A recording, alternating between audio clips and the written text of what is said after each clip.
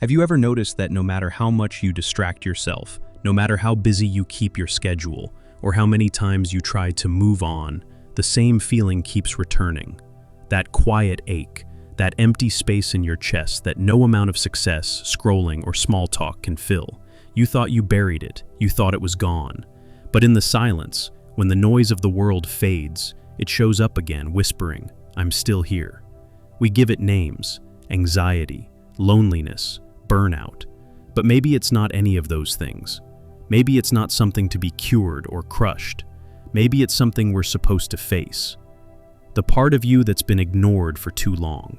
The wound that never truly healed because you never stopped to feel it. The pain that isn't trying to break you, but trying to speak to you. You've been trained to run from pain, to fix it, numb it, escape it. But what if that pain is not the enemy? What if it's the teacher, the message, the map? Your pain isn't the end of the road. It's the door, the one you've been walking past your entire life. And until you gather the courage to open it, nothing will really change. Because your pain is the door you keep avoiding. And the truth is, most of us have been taught to do exactly that. We live in a world designed to help us avoid pain, and we've gotten good at it. We stay busy, obsessively busy, filling our calendars, our minds, our hours with anything that keeps us from being still. We scroll through feeds, not even absorbing what we see, just numbing ourselves with endless motion. We jump into relationships that don't feel right, entertain conversations we don't care about, all to avoid sitting alone with what we're actually feeling. Because silence brings discomfort, and discomfort brings pain. So we run, we distract, we avoid. But no matter how fast we go, something always catches up. You feel tired for no reason, hollow even when life looks full. You overreact to small things, explode at the wrong people, and withdraw when you should be present. You don't know why, but deep down, a part of you does. It's not the job, the relationship, or the chaos that's breaking you. It's the fact that you've been carrying unprocessed pain, and instead of healing it, you've built your life around avoiding it. But what if the answer isn't to avoid the pain, but to learn from it? That's exactly what Friedrich Nietzsche believed. Friedrich Nietzsche was no stranger to pain. He suffered from chronic illness, intense isolation, and the slow collapse of almost every meaningful relationship in his life. But instead of letting that destroy him, he turned pain into philosophy, into power. He once wrote, "To live is to suffer.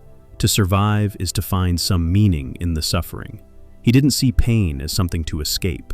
He saw it as the one thing that could strip away the lies we tell ourselves and show us who we really are. In Nietzsche's world, suffering wasn't a punishment. It was a forge, a brutal, necessary fire that burns away the weak parts of you, the parts that chase approval, that cling to comfort, that pretend to be fine. What's left is something stronger, something real. Nietzsche believed that greatness doesn't grow in peace. It grows under pressure, in resistance, in fire.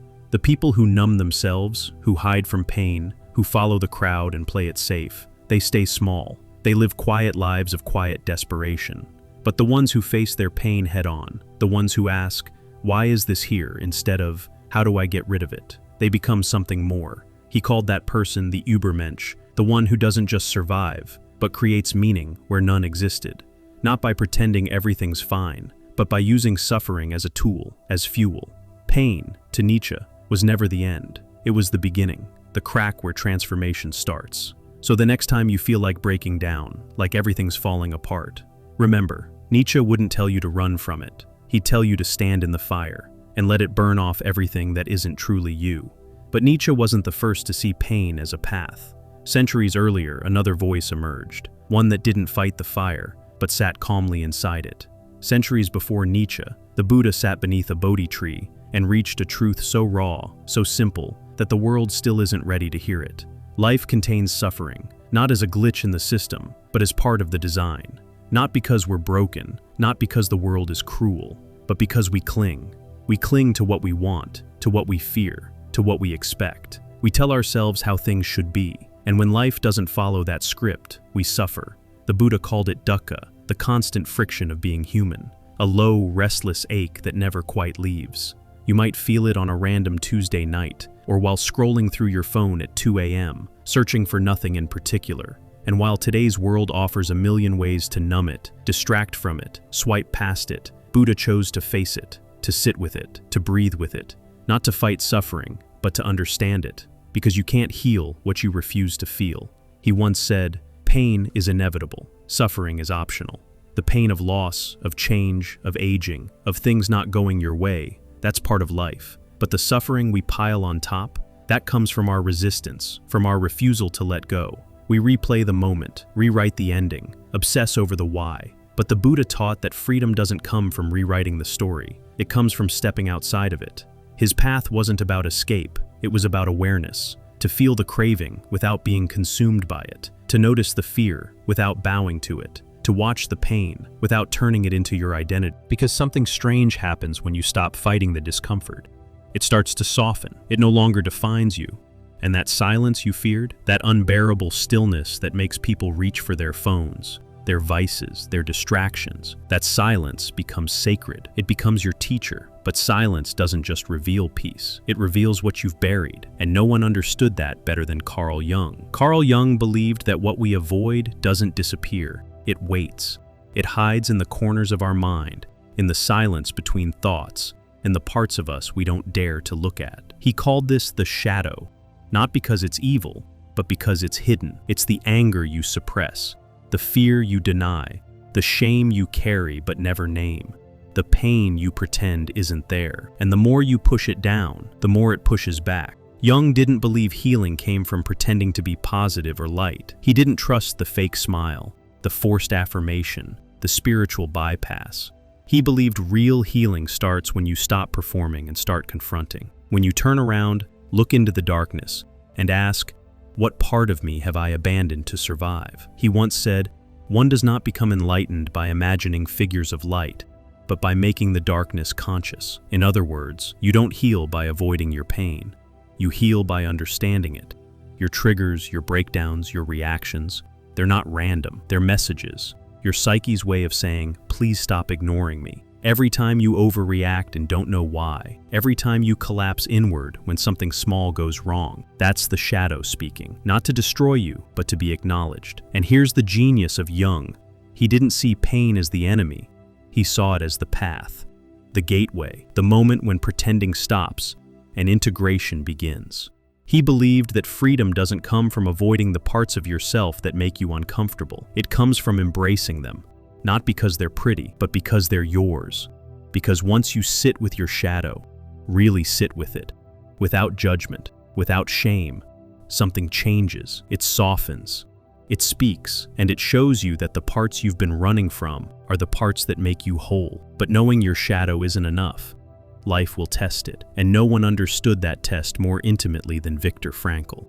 Viktor Frankl understood suffering in a way most of us never will. As a Holocaust survivor, he lost his home, his family, his freedom, and nearly his life. He endured starvation, violence, and humiliation. But in the middle of that darkness, he discovered something unshakable. Even when life strips everything away, one thing always remains: the power to choose your response. He wrote, "When we are no longer able to change a situation, we are challenged to change ourselves." That wasn't theory.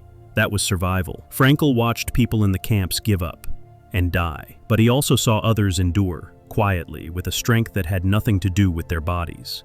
The difference wasn't luck, it was meaning.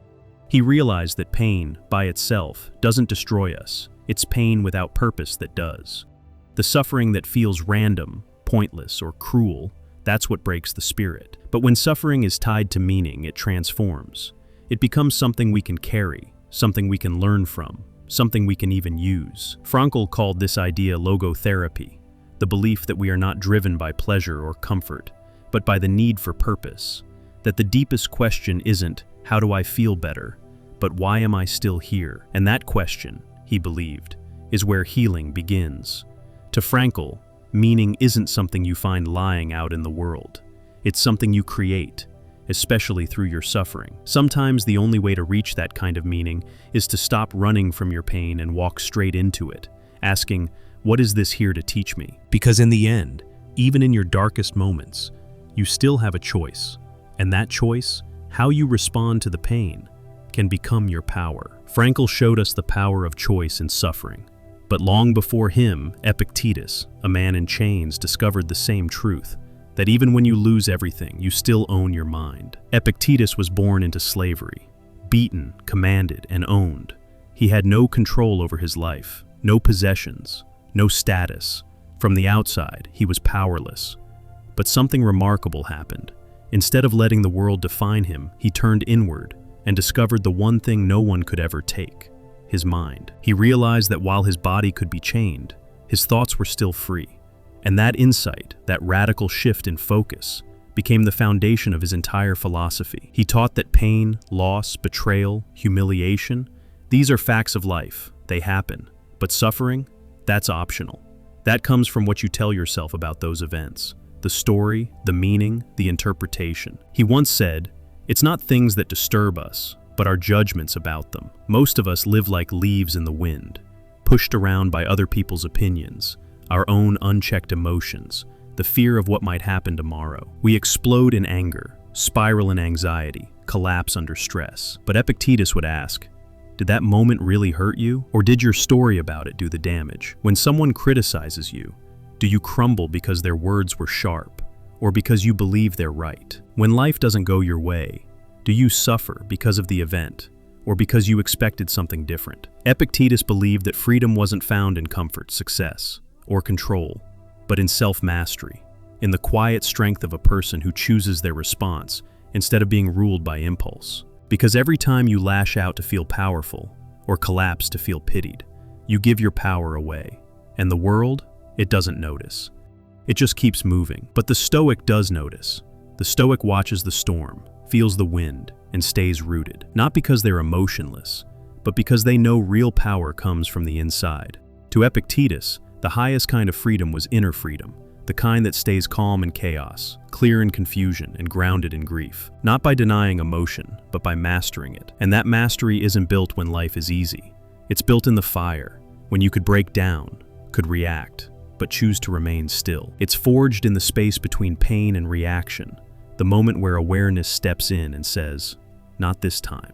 That's where real strength lives. Because the Stoic doesn't run from pain. They stand with it, they face it, and through that they become unshakable. The Stoics didn't just give us ideas, they gave us tools. And those tools weren't meant for ivory towers or ancient scrolls. They were meant for moments like this, when life hurts, and you're tempted to numb, escape, or shut down. So the real question is, what do you do with that pain? What does all of this actually mean for you, right now, in your ordinary, overwhelming, painfully human life? It means the ache you keep avoiding isn't a flaw. It's a signal, a message wrapped in discomfort, asking to be heard. But every time you reach for your phone, overwork yourself, binge another episode, or bury yourself in distractions, you're not escaping the pain, you're feeding it. You don't need to fix yourself. You need to listen to yourself. Because the wound isn't what's making you weak, the avoidance is. Nietzsche taught us that pain isn't the enemy, it's the forge, the place where we shed illusions and become something real. Buddha showed us that suffering only deepens when we cling, when we demand the world match our expectations. Jung warned us, the parts we ignore become the ones that control us, until we turn and face them. Frankl proved that even in a living hell, meaning can still be made, and that meaning can save your soul. And Epictetus reminded us, your power isn't in changing the world, it's in mastering your response to it. So maybe it's time to stop asking, how do I get rid of this pain? And start asking, what is this pain here to teach me? Maybe the next time you feel that ache in your chest, don't run from it. Sit with it, not forever, just long enough to hear what it's saying. Because the truth is, pain always has something to say. It might be whispering a boundary you keep crossing, a grief you haven't let yourself feel, a dream you've silenced, a version of you that's begging to come home. And once you hear it, truly hear it, the healing doesn't seem so far away. Because pain, when faced, becomes clarity, and clarity becomes power. So no, you don't need to be fearless. You just need to stop running, turn around, walk into the fire. And finally, listen. That's how it begins. Not with escape, but with attention. Not by avoiding pain, but by honoring it. Because the moment you stop avoiding and start listening, truly listening, is the moment things begin to shift. Not in some dramatic explosion, but in quiet, steady ways. The kind that don't just change your mood, they change your life. Pain isn't the enemy. Silence isn't weakness. And walking away from what drains you isn't selfish, it's sacred. The truth is, most people will never open that door. They'll spend their entire lives dancing around their wounds, blaming the world, avoiding the mirror. They'll stay busy, distracted, loud, just to avoid hearing the quiet truth underneath it all. But you made it this far. You didn't click away, you didn't numb out, you stayed. And that means a part of you is ready to stop apologizing for protecting your energy, ready to stop performing for people who only love the version of you that serves them, ready to sit with the silence, not because it's easy, but because it's real. Maybe you've spent years pouring yourself into everything and everyone, except yourself. Maybe you forgot what it feels like to be still, to be whole, to be enough. Now, it's time to come home. So ask yourself, not tomorrow, not when things settle down, but right now, what pain have I been avoiding? And what might happen if I finally walked through it? Because on the other side of that pain isn't more suffering. It's clarity, it's self-respect, it's peace, and most of all, it's you finally becoming whole again. If this message met you where you are, if it stirred something inside you that's been waiting to be heard, drop this in the comments. I'm ready to open the door. Let the world know you're done avoiding yourself. And if this resonated, if it made you feel a little more seen, a little more understood, don't forget to subscribe and turn on the notifications. This space is yours now, and we're just getting started.